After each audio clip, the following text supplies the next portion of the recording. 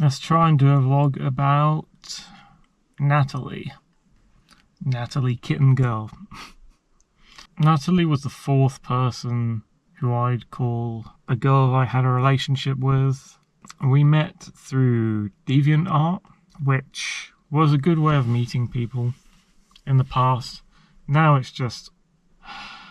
they've destroyed the site to the point where they've just overrun the entire thing with AI photo gen sites, so it's not even an art site anymore. Yeah, DeviantArt was a fantastic art site that I've been a part of for years and years and years, and they just progressively, or regressively should I say, just destroyed their site design with each new version they did. And then they just introduced an AI, make your own AI photo gen tool, and the entire site is just nothing now but AI photo generated stuff, except for me. You gotta look really hard in between the cracks to find that old stuff that was on the site, let alone find the people who are doing genuine art now. Handmade, digital art, authentic, genuine photos. Back in the day, I met quite a lot of people on DeviantArt, talking long-form conversation in the comments and notes, and it was a really good tool for actually meeting real people. You know, you don't want to go on a fucking dating site to meet someone, you want to go on DA. That's where you meet loads of people. So I met a bunch of good friends there. And then much later, in the year after I met May, so I was totally in 2019 not expecting to be meeting any girls ever again, basically. But, you know, I was trying to talk to various people on the side on the net. Didn't think anything would come of it. And then early in that year, around February or March or something, done a video on it at Belliver. I met May and had that very short, very hopeful, but very short mini dating thing where she asked me on a date. And then that fell apart due to dubious reasons. And then a few months went by and I commented on some photos I was seeing on DA. And it turned out that there was a genuine girl behind the account, and she lived in England. And she had a pseudonym like Kitten Girl 90 something, which is not there now. Yeah, I started chatting to this girl and she seemed really nice, very talkative, very responsive. That's what I like in a girl, is when you talk to them and they're just genuine and they want to talk back and they just seem to like you and they want to ask you things, they're curious about you. That was all the sorts of, I don't want to say vibe, because it is an annoying word, but all the sorts of feeling that I got from this girl, who was called Natalie. And she lived in Newcastle, which was very north, not somewhere in England that's easy to get to if you live in the southwest. And when I actually met her, I ended up taking a plane to get up to the north of the country to meet her. It's hard to talk about all the details. It was a very dense relationship. It was only like 1 year. In hindsight, me and Jess were together for longer, I think. I think this was just 1 year of 2019, where I think I'd recently left my parents' business on hiatus to see if I could try and make money from my art, was the plan, because some customers had talked me into it, like got me interested in, oh, you should take your art, if you're an artist, you should take your art round to just random stores and shops and businesses and ask if they want commissions and stuff. So I had this little plan. I called it Larkfield back then, and it started off as me wanting to sell my art. And I went up to Malvern. The plan was to look at retail and commercial premises and go around the shops there and sell my art, as well as just see like my old house if I could. I didn't end up doing that, and climb the Malvern Hills, which I did a video about. It's on this channel. So if you want to see a video from that time and what was happening then, and see my Malvern trip, where I've just given you the kind of context surrounding that trip, but in that video I climbed the hills. And yeah, we were talking the whole time I went to Malvern. I didn't have any particular success business-wise, and I came back and we were still talking, and it was going really good. She was into a bunch of the same stuff as me. She was mostly a poet. I'm not a poet. I'm not really into poetry so much, but that was her thing. She was studying at university something? Or was she out of university and trying to get a job in the university? She lived in like a university accommodation building. I think it's like bought by her parents but rented out to her. So she lived in a flat that was part of the university. I can't quite remember if she was actually on a course at the university or not. I think she was actually. She was like doing an adult learning course at the university, I think. Anyway, she was into poetry. I can't remember what the course was. I assume it was to do with like creative writing or something. And yeah, I was just elated and ecstatic that I got 2 chances in a year to meet some new girls and try and form relationships with them. So I was like, oh my god. I told her a bit about May, and I was like, would you like to get close to me and maybe we can build a relationship out of this that lasts a lot longer than my last one? And I told her my situation about trying to leave work to start a business. I guess maybe she fixated on that quite a lot. Her parents, I remember, were like ex-cops. At least one of them was an ex-cop. She had 2 sets of parents. She had her mother on one side with not her father, but some other guy, living apart from her actual biological father, who was a lot more mellow and had a little tiny dog, and lived with, I don't know, another family member of hers, I think. I can't remember. Anyway, she'd had a bunch of different exes, and she told me very openly about all her exes, which I was surprised at. Not many girls will do that with you. Jess told me a few of hers, but not the whole story. But Nat was very open about all of them, and her most recent one was like an abusive relationship with like this drug dealerish guy. He sounded like a complete chav and treated her like shit. It was like a total abusive relationship. And he took her to Morocco on holiday, which I thought was very dangerous. And I was like, oh my god, you didn't go there, did you? Because there had been some killings of tourists at the time that happened in Morocco. So I was like, oh god, you really didn't go there, did you? And you went with this guy, and this guy like treated her like absolute shit. Apparently he was very abusive, just not a good guy. And she was kind of chubby, a little bit round. She wasn't like fat. She was like average weight, to the point where it's like, I mean I like skinny girls, but she was like not really overweight, but she was a little bit rounded, and she was trying to get skinny, and she was basically almost there, but she was on the edge of, you know what I mean. She's average weight trying to get skinny. But she had photos of her in the past where she was like super skinny, and she looked like a completely different person. She looked like a fucking supermodel. It was unbelievable, the difference. I was like, whoa, that was you like 5 years ago?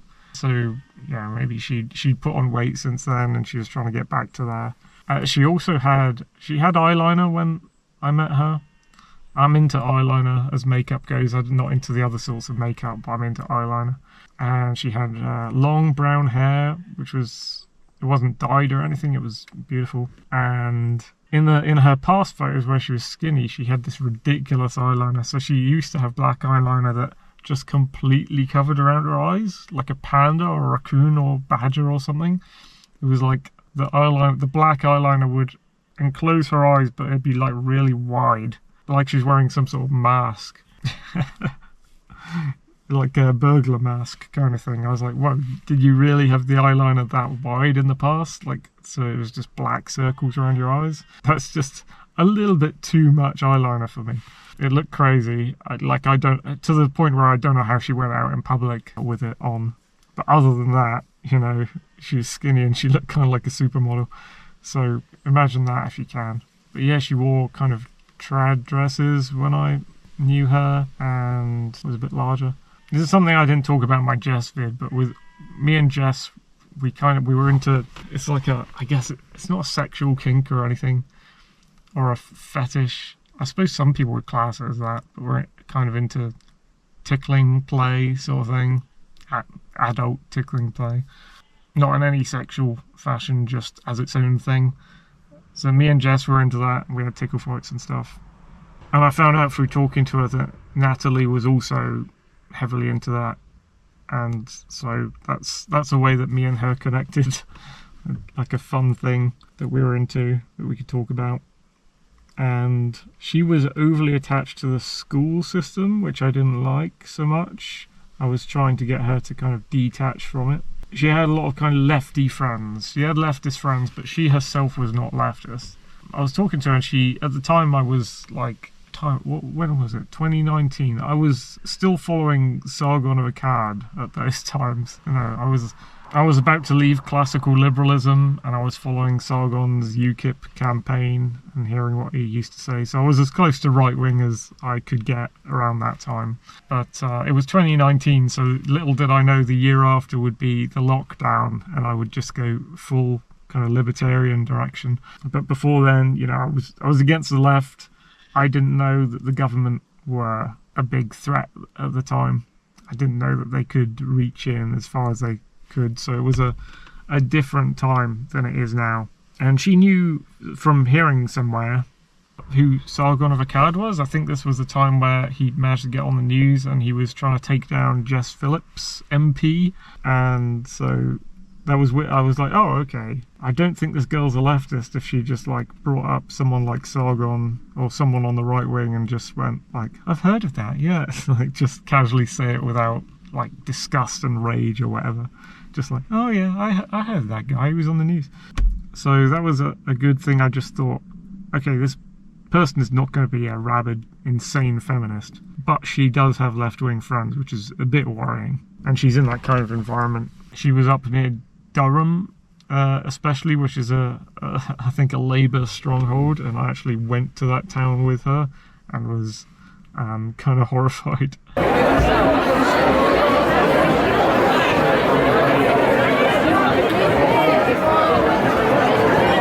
Because it was accidentally on like a certain day of the week where there was a leftist protest celebration day thing going on, and I think neither of us knew before we reached the town. Anyway, my business aspirations, while I was outside the family job trying to look for work, kind of evolved. So the thing I called Larkfield, which was originally like sell my art to random businesses, evolved into, okay, maybe I can sell my art and head toward making my own Whole Foods shop, but it does art and Whole Foods on the side.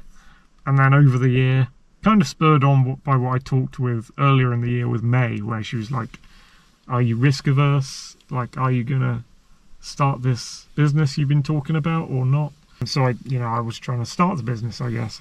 I thought I'll blend like my family business model with selling art. So I was, at that stage, I was doing that. Later in the year, it would progress to just the name Larkfield, and I do art for the company logo and stuff, but it would be solely a Whole Foods store. And so I ended up going around, not driving around because I couldn't drive, but bussing around and getting lifts to go and see different commercial and retail premises, and asking my dad for help looking into how do you start a retail business from scratch.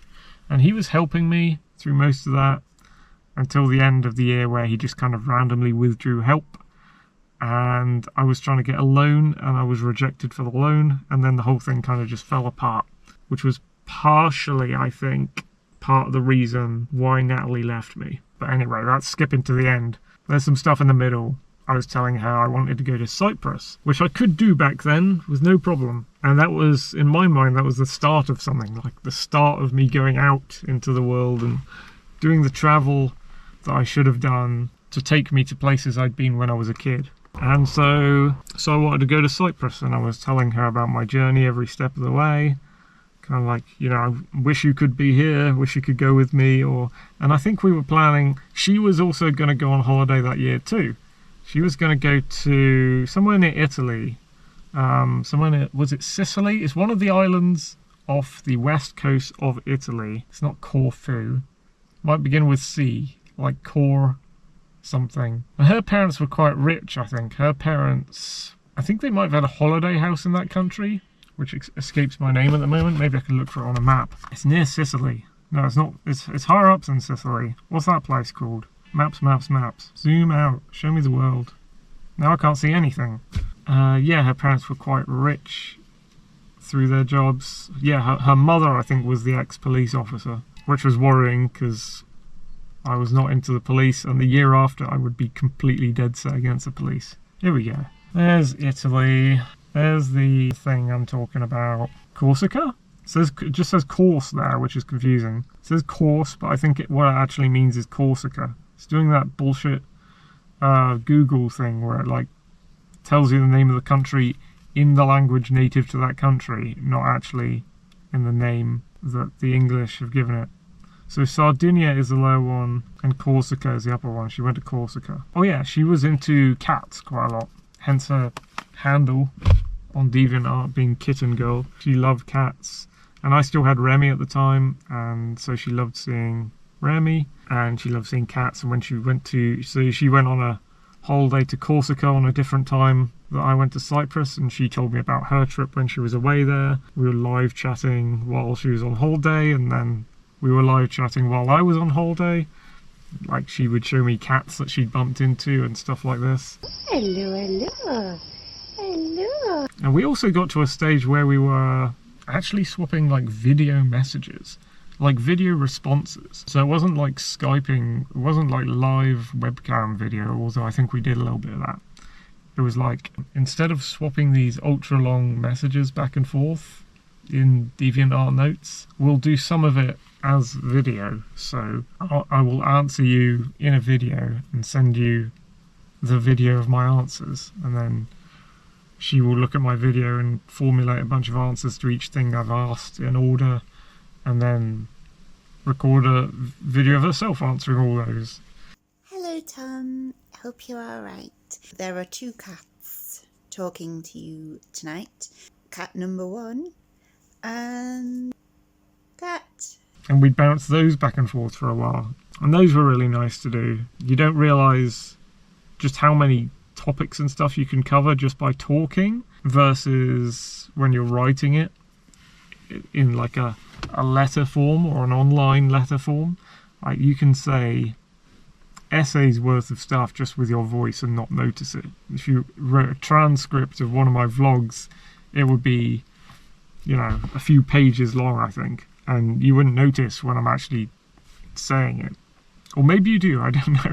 Maybe this is too long-winded for you. I'm sorry about that, but I'm very slow-paced and patient, and I do long-form content, and I expect people to watch me patiently, else they won't get anywhere. I'm not going to do the motor mouth, bombastic, talk 1,000 miles an hour deal that, like, some people do online on YouTube. It's more thoughtful, more slow. Sorry about that. But yeah, we did the bouncing videos back and forth thing, and it was very cute. Maybe I can include a snippet of that here. And then, yeah, when she got back from Corsica, was it? And I got back from Cyprus, she was still following me, my attempts to start this business and get it going. And I was, like, literally, when I wasn't talking to her, I was going through, like, how do you start a business? Just everything I could find, and talking to my dad and, like, what do you need this for? Who do you need to talk to? What stuff do you need? And he gave me virtually everything up to like double entry bookkeeping, and like he had a database of stuff that was like the core of keeping the business going, and he would not ever, like, he kept that so secret that in the end he just would not ever give me that main thing or show me how that main thing worked to start a business. And he kept that close to his chest right till the end, and then he torpedoed my attempts basically to start that business, which was horrible, because he could have helped me. I think he also didn't like me taking risks in business, but I'd say that business is about taking risks, else you won't get anywhere. Once you build it, they will come. And I guess he was like worried about, what if you don't quite get as much footfall as you're thinking of getting? You know, footfall is how many customers come into your shop each day. And I was like, well, you got to take the risk, and, you know, it's in the town centre, lots of people go to that place. I'd say we'll get the footfall and the business will work. And he was like, I don't think you'll get the footfall, and I don't think it'll work. So that was all going on in the background. Back to me and Natalie though, we kind of agreed that like I'd come to see her in Newcastle. She was a little bit worried, like, oh, don't you think it's so far to come to see little old me? And I was like, no, I mean, I like you a lot. Why wouldn't I come and see you? We're in the same country. It's kind of long distance, but we're in the same country. I wouldn't call it an actual long distance relationship. Either way, you can't keep these online relationships going unless you take that step into actually seeing each other in real life and sharing physical space and stuff. Else it just falls apart, in my experience. So she agreed, and I had a hotel to stay at booked up there, and I thought, I'm not gonna take buses and trains up there, because I'd been on trains to London, and it's like sometimes it's like 5 hours into London, and for me to take a train up all the way to Newcastle, just be like, oh my god, be on what, like 7+ hour train or whatever. I don't like the sound of that. So I thought I could just go to Exeter Airport, get a plane, and found out that the planes were just way cheaper than all the trains, and just go, okay, I'll just get a bus to Exeter Airport, take a plane up to Newcastle, and then walk around the city.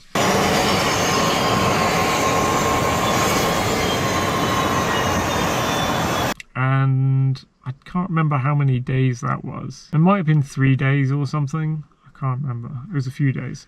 Oh, another thing was that she and me would go on binges watching the Hannibal TV show together. So we're kind of really into that. And she was into kind of dark, morbid things, sort of. So I convinced her that that show was really cool to watch, and she got into it. We watched most of the show up to like the 3rd series, I think, before the breakup thing kind of happened. So we never got to the 4th series.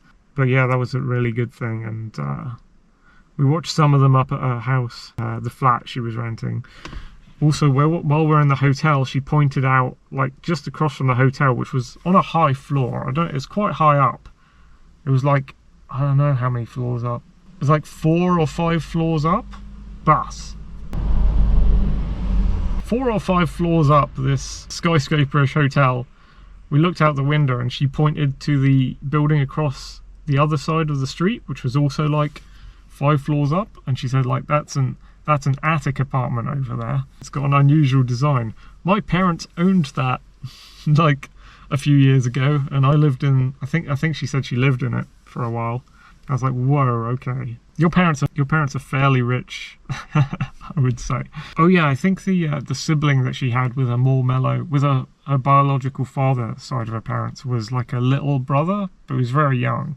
They had a tiny little dog, a little brother and him, and there was someone else there. I guess it was the girlfriend of her father, lived separately to her in like a place, like more of a countryside place or something, away from the city centre anyway. I never got to actually meet all her parents, unfortunately. I was kind of worried about her mum though, being an ex-police officer. I was like, oh god, does this mean she's gonna like investigate me while I'm hanging around with you?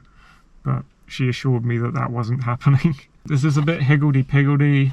There's probably a bunch of stuff I've missed out. Yeah, we had a really nice few days in Newcastle. It wasn't just in Newcastle. I went to Newcastle, I got to see the city centre, she walked me around, we went to a cafe. We wanted to go to a kitten cafe where they had like cats in the cafe, but it was closed that day.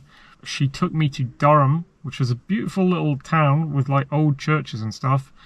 But that particular day, I mean, like, it's a leftist stronghold, and it was crowded with some sort of protest. I even saw a hammer and sickle poster on someone's, thing while I was there. I was like, holy fuck. And I got caught in an extremely dense crowd of people, and Natalie was, I don't know, she was concerned about me because I was like, oh my god, I hate this. Like, get me out of here, get me out of this. We were in such a dense, packed crowd of really obviously left-leaning people for some reason who had swarmed the streets for this event. And yeah, I was like, just let's leave this town. So we left Durham after walking about for a bit and headed north to Newcastle. And then I think for a couple of other days, we visited 2 other like beaches. I didn't realise this, but Newcastle has really nice beaches that you can access via the underground train system or whatever. What do you call it? It has something like the London Underground now, I think. It has a train network. I can't remember the names of the beaches. Or one we kept calling Wiggly Bay because I misheard it. I think it's like Widmouth Bay or something like that. And the other one was Tyneside Bay or something. And we had fish and chips at one. It's a video actually. Oh, is it? It is. Don't worry. Don't worry. You look fine.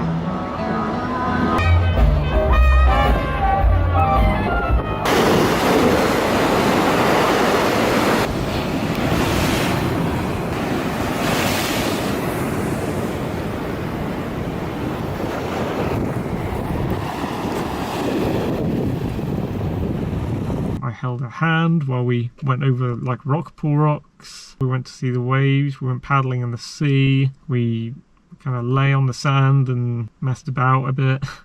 And I got kind of cuddly and physically close to her that day, and it was really nice. And then, you know, every night we'd go back to kind of her flat and watch some Hannibal and hang out.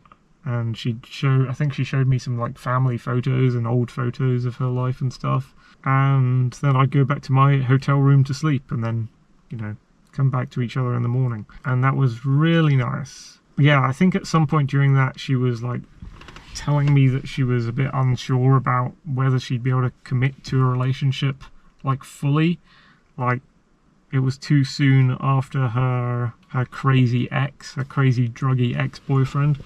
And she was, you know, I mean, she was flirting with me and talking to me every day and acting like a girlfriend, but she was like, I don't know if I can fully get involved in this. And I was trying to persuade her, like, why not? What's the problem? What's up? You like me, don't you? I like you.